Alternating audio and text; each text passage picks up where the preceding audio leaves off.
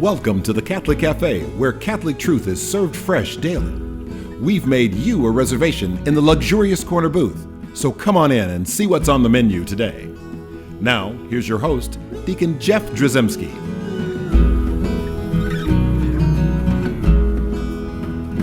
Greetings and welcome to the Catholic Cafe. I'm Deacon Jeff, sitting in the luxurious corner booth of the Catholic Cafe. I've got Venerable Tom Dorian here. Hello. And I've got Ziggy Rodriguez. That's me. Ziggy Stardust Rodriguez is here with us, and we're still in the middle of the summer of Holy Matrimony. Yes. And I'm going to tell you something. I love hearing from you guys. We keep getting emails from people who like this summer of Holy Matrimony. Woo. So maybe at the end of the summer, we'll have some more marriages to announce. I don't know, but people are thinking about it anyway.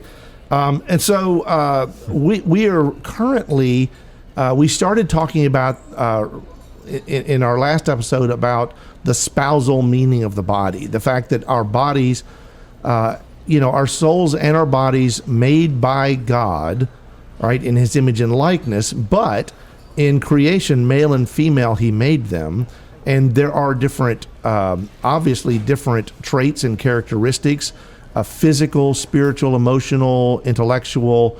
But they complement each other. That they complement each other, so that we are best when we are together, as it were. We were made to be together. The spousal meaning of our bodies, we were made for each other.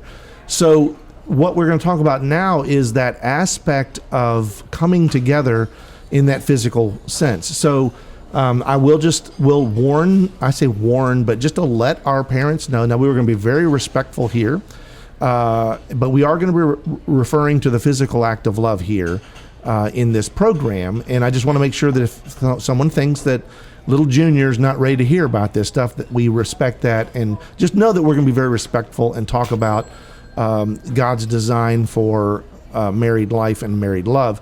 And so we're just going to discuss that a little bit this morning. Just want to give everybody a little heads up, and I've talked enough about it that you've had time now to kick the kids out of the room. Go up and clean your room, you junior, whatever you have to do to do that. So that said, we are going to talk a little bit about the marital embrace. That's what we'll refer to it here, the marital embrace. That's when the stork comes, right? That's exactly right. That's exactly right. And so, obviously, the marital embrace is the physical act of married love, right? The physical act of love in the marriage bond. And so, what's beautiful is that it is beautiful, it's natural, it's normal, and this is like the expression of covenantal love in the way that humans were designed to do this, right? And so, all that said, we live in a society that doesn't see it that way.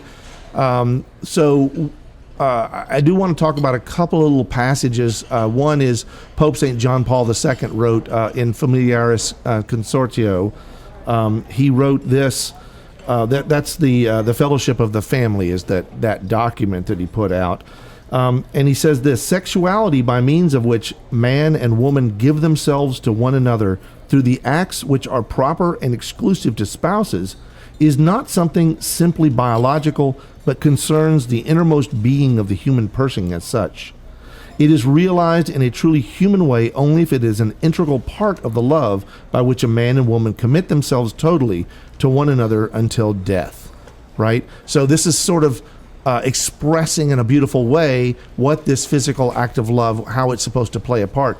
Also, our catechism expresses it beautifully and helps us to see that it's not simply a biological act, right? We live in a world that really wants us to think of this strictly as biological. Like, in other words, we can carve it off and put it over in this category of things we do for fun, right? And that's a travesty, because it's really part of the downfall of the human society. It's really part of maybe what destroyed the Roman civilization. I don't know. I wasn't there, but the point is, a lot of times when we separate the actual meaning and purpose of married love from marriage, it becomes problematic. Well, and really, nothing is supposed to be just purely material, purely biological. I mean, getting up, going to get gas for your car in the gas station. Like, you're supposed to be not all of us are, but we're supposed to try to live our lives in such a way. This is because we have an incarnational faith, right? Where we're supposed to try to invite the Holy Spirit and invite God into each moment. Pray unceasingly in the Spirit, it says, right? So if that is the case in the smallest details of life, it's definitely the case for like big central aspects of married life, for example, and especially the marital embrace, like the thought of reducing that to just the purely biological, the purely material. I mean, it runs, it's totally counter to our faith in so many ways. Right, exactly. And we have expressions like, if it feels good, do it. Yeah. We have expressions, we have slogans, campaign or advertising slogans like, just do it. And there's like this sexual connotation to a lot of things in society, and it's really always advertising the wrong thing. Although I will disagree with you, I enjoy getting gas in the car. Sometimes honey, I'm going to go get gas in the car because it's just fun. I don't know why. I really don't enjoy it. I'm just teasing. I'm doing it just for the material joy of it. Exactly right. We don't even own a car. It's like, I just enjoy this. Anyway, I mentioned the Catechism speaks of it this way and says, the spouses' union achieves the twofold end of marriage, the good of the spouses themselves and the transmission of life. These two meanings or values of marriage cannot be separated without altering the couple's spiritual life and compromising the goods of marriage and the future of the family. That's paragraph 2363. And so here we start to see the Catholic Church's teaching as revealed by God through her about married love and what the reason for the marital embrace is, that it's not to be separated from the marriage bond, and that this married love has two purposes in a relationship, a marriage relationship, and one is unitive, right, for the spirituality of the couple, the union of the couple, for we'll just say for quote unquote love's sake, right? The idea that I love you, you love me, and we share this intimate bond, and we want to be as close as we can humanly be together, and that's this marriage bond, right? This marital embrace is that way, and that's a unitive thing. So that when the married people come together in that married embrace, there is a unitive effect there. It brings them closer physically, but also emotionally and spiritually. All of these things all happen together as they consummate their marriage. At the same time, the Catechism in 2363 tells us that there needs to be a procreative effect, like the transmission of life, the openness, and that's what this is all about. Now, I just want to spend a little time about talking about the unitive and the procreative here, but those two can never be separated. When we separate the procreative and the unitive in that physical act of love, we essentially make a mockery of the wedding vows. We essentially destroy what God has joined together, because we end up making it, as Sam mentioned, a material, biological event that has no other meaning, right? And so that's certainly problematic.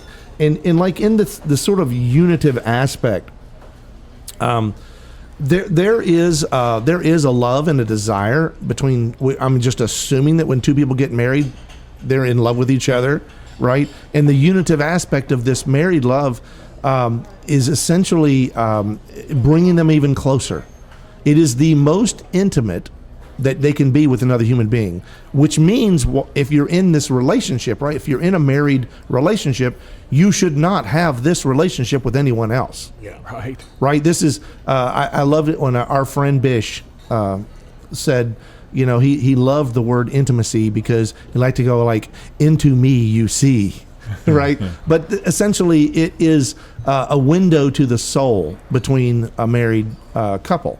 And it's something that is private. It's not meant to be public, right? It's not meant to be discussed in public. It's not meant, other than the aspect of there's a beautiful gift of marriage, and that is this married love, this marital embrace, which we share as couples. Nobody wants to go to a dinner party and hear about what y'all did, right? It's something that is, it's private. and it's intimate, and it's between this couple. And when done this way, in this way, it is unitive. It is a cement, that holds that couple together. And also, I will just mention that this is an act that is meant to be carried out the entire marriage. So, certainly we are built differently as younger people. Our physical bodies, our abilities, they change as we get older. But the reality is the marital embrace is meant to be shared for the entire lifetime of the marriage and of the couple.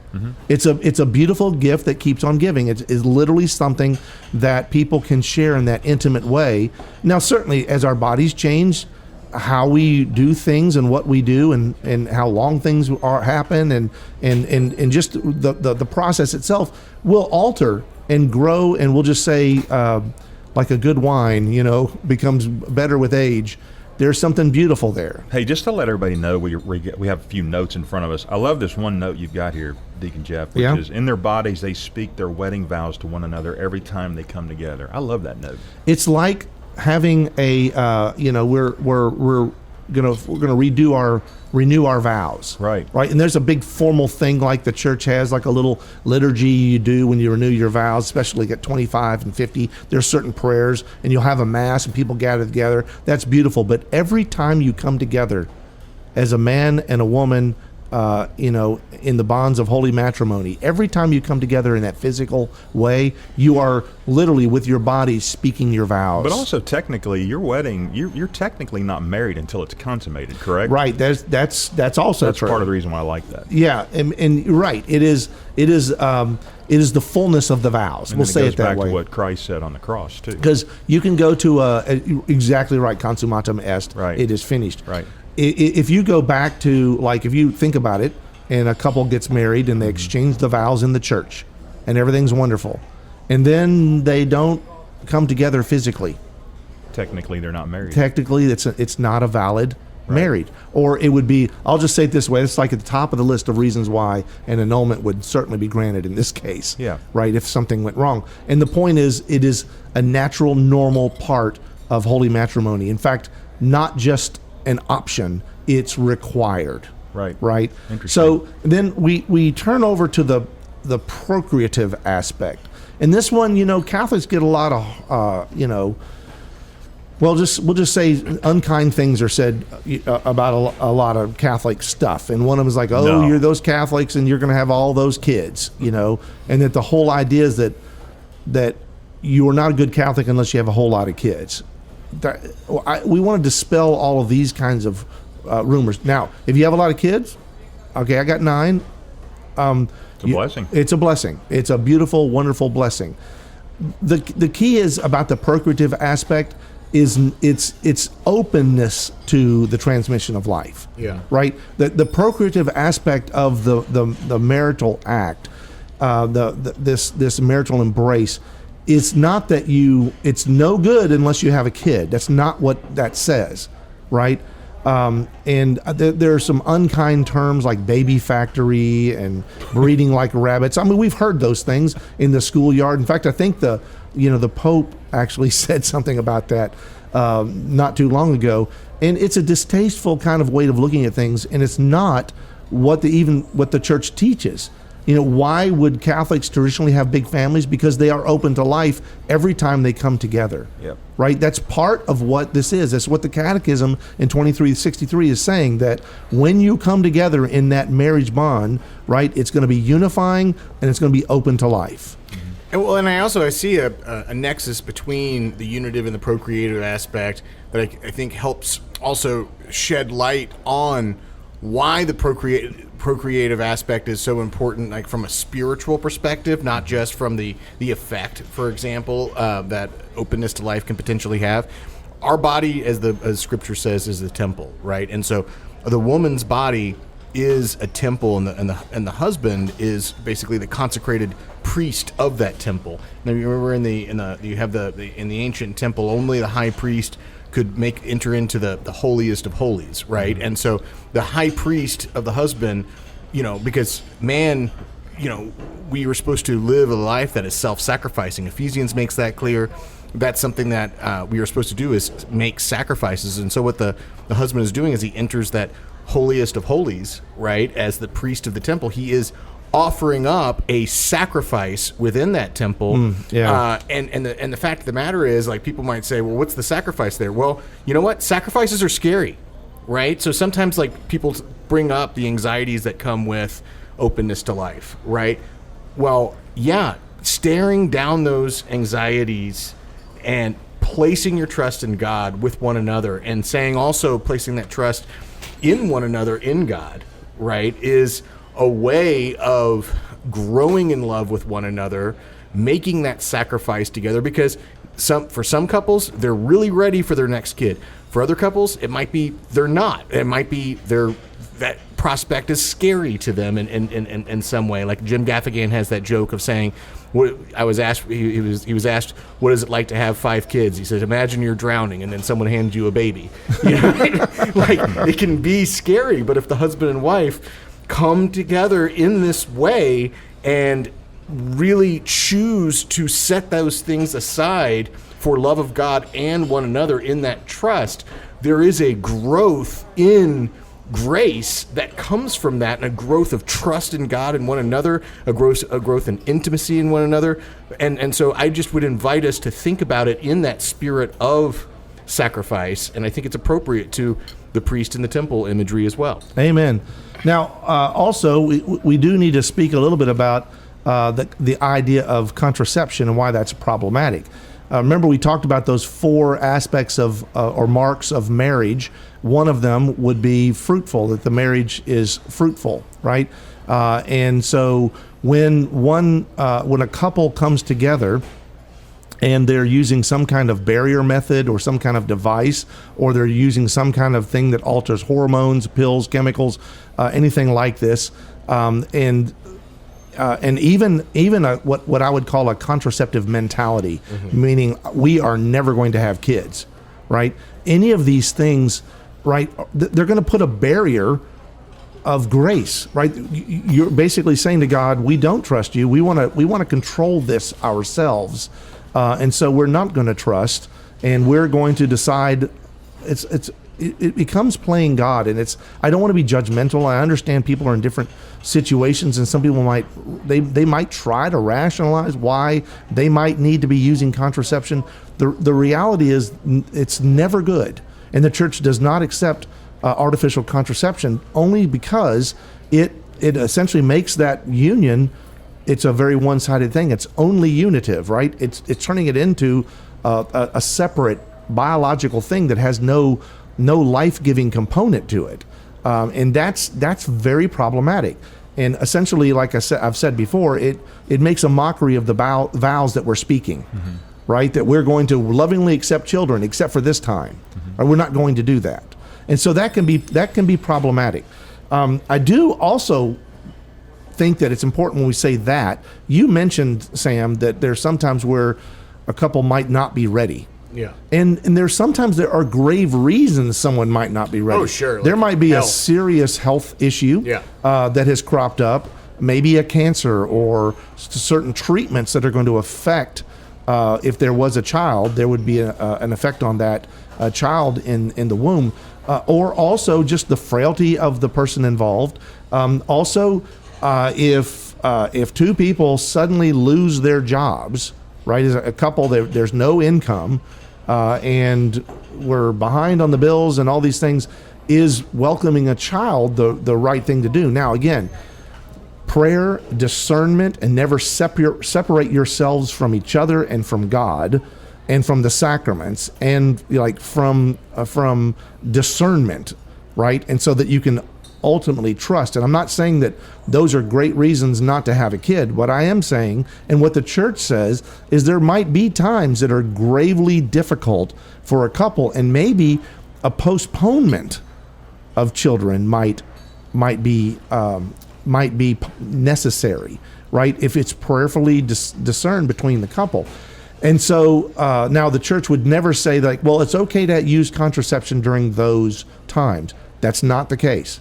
there was a landmark document that I think everybody and their brother has heard about called Humanae Vitae, which came out in 1968. It was promulgated by Pope Paul VI. And it was, I've read a recent thing at the anniversary of it, that there were 30 bishops that responded out of 200 some in terms of like whether the church should allow contraception. And of those 30, there were only 7 that said no. Right? Only 7 said no. The other 23 said yes. And still, Paul VI said, yeah, God's telling me no. You know, one of those 7 that said no, JP2. Nice. Yes, interesting, a little connection there. But in this document, it shows you the mercy and the compassion of God that is essentially doled out through the church in this time of need for a couple. But in Humanae Vitae, in part number 16, here's a piece of it. It says, if therefore there are well-grounded reasons for spacing births arising from the physical or psychological condition of husband or wife, or from external circumstances, the church teaches that married people may then take advantage of the natural cycles imminent in the reproductive system and engage in marital intercourse only during those times that are infertile, thus controlling birth in a way which does not in the least offend the moral principles of which we have just explained. Neither the church nor her doctrine is inconsistent when she considers it lawful for married people to take advantage of the infertile period, but condemns as always unlawful the use of means which directly prevent conception, even when the reasons given for the later practice may appear to be upright and serious. So again, the church is saying there may be times that you want to space the births. Yeah. Right? And but you can never use contraception. There are infertile periods in the woman's cycle. And so in having those conversations as husband and wife, because it is so intimate, and knowing that the husband knows when the cycle is, the wife obviously knows, and these things are shared and discussed, then the church says, well, in those periods where there's some grave reason that's going on here, some very serious reason, well-grounded, it says, then taking, coming together in that physical way during those infertile periods is actually acceptable. Now, it's not meant as a long-term solution. Well, yeah, and another thing I think is important is in terms of serious reasons. It's always good to, if you have a spiritual director, if you have a pastor that you can turn to have some help in sort of navigating stuff like that. And one thing I'll say also is the enemy comes in 3 forms, right? The devil, the flesh, and the world. And all 3 want to attack marriage and attack family life. And the world is one of those, and worldliness and concerns with material goods and material comforts and stuff like that. And so if we find ourselves saying like, well, we're really trying to save up for that boat, or we're really trying to and we're worried about, this is going to compromise the lifestyle that we've become accustomed to, and keeping up with the Joneses. We told ourselves we were going to have 1.7 children. Yeah, right? This is all planned. That way we can afford the college. That way we can afford all the this, that, and the other thing, and we can still do the 2-week vacation every year, whatever. Yeah, because there are a lot of lies in the world about what you need, and we don't need almost any of the stuff that the world claims that we do. And so sometimes it's important to sort of be proactive in checking that part of ourselves, and also seeking counsel from a trusted advisor, especially a priest, clergy, and navigating that stuff, just so that you can know that your discernment's on the right track. And also, I do want to spend a few minutes talking about what I think that Paul VI in Humanae Vitae is hinting at here, or the way he says it, about taking advantage of the infertile period. And what he means by that, I just want to shout out for NFP. Natural family planning is a beautiful gift. I mean, essentially, where there's a great harmony within the couple in terms of prayer, discernment, in terms of married love, and in terms of communication. That's very, very beautiful. And it's what's lovely about natural family planning, NFP, is that I'll read the little paragraph that comes off of the the USCCB or where the bishops on their website, it talks about NFP, and it says NFP methods require husband and wife to cooperate with each other in the most intimate area of their lives. During times of periodic sexual abstinence, husband and wife live a renewed courtship as they discover non-sexual ways to express their love for each other. On a practical level, husbands are encouraged to tune into their wives' cycles, and both spouses are encouraged to speak openly and frankly about their sexual desires, hopes for a number of children, and prayerful discernment of God's will for their marriage. NFP is a way that allows you to come together in that way. And what's so beautiful about natural family planning, it is about planning your family. It's not happenstance. It's not guesswork. It's very accurate. It's very beautiful. And also, it allows the couple to live and love in perfect harmony with their bodies, with God's plan for marriage, with science and nature, all within the boundaries of the church's teachings. Right? It's good for the body. It encourages communication between the spouses. It's reliable and effective. There's no forms of artificial contraception. There's no artificial hormones, no devices, no drugs, and virtually no cost. So it's like a win-win-win-win-win-win-win-win, right? And I love what the bishop's website says there about that this is an opportunity for better communication. These periods of abstinence between the husband and wife, it's just a beautiful expression of love. So we have talked about this beautiful marital embrace, its place in the marriage. It's profound, it's beautiful, it's life-giving because it's open to life, and also it's unitive and brings the couple together and is in a wonderful way which God blesses a marriage and then also blesses the world because of the children that would come from that marriage. So with all this, let's ask the Virgin Mary to be with us. Hail Mary, full of grace, the Lord is with thee. Blessed art thou among women, and blessed is the fruit of thy womb, Jesus. Holy Mary, Mother of God, pray for us sinners, now and at the hour of our death. Amen. Thanks for listening to the Catholic Cafe. If you'd like to contact Deacon Jeff, send him an email at deaconjeff@thecatholiccafe.com. Visit us on the web at thecatholiccafe.com. You can also find us on iTunes or follow us on Facebook and Twitter. The Catholic Cafe is brought to you by the Order of Malta, Federal Association.